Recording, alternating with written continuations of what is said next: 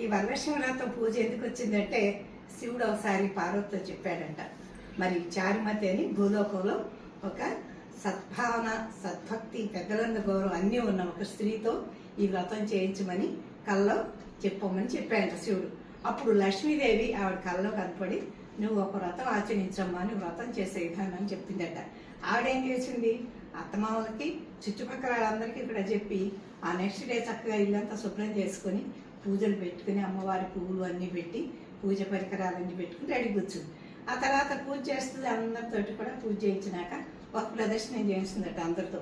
ఒక ప్రదర్శనం చేయగానే అందరికీ కాళ్ళలో గల్లు గల్లుమని గజ్జలు వచ్చినాయట. ఏం గజ్జలు అవి? బంగారు గజ్జలు. రెండో ప్రదర్శనం చేయగానే చేతులు బంగారు కంకణాలు అవన్నీ వచ్చినాయట.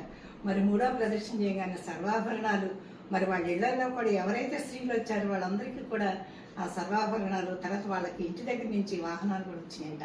అంటే ఏంటంటే ఆ పూజా ప్రభావం వల్ల, ఆవిడ చేసిన పూజ వల్ల చుట్టుపక్కల వాళ్ళందరికీ కూడా ఇవన్నీ కూడా సంప్రాప్తించాయి. కాబట్టి ఇలా వరలక్ష్మి వ్రతం చేసుకోండి అని చారుమతి కథని ఉదాహరణగా చెప్పారు మనకి. కాబట్టి ఈరోజు అందరం మనం పరమశివుని పూజ చేద్దాం. అమ్మ మమ్మల్ని అందరినీ చల్లగా చూడాలి, ఆయురారోగ్య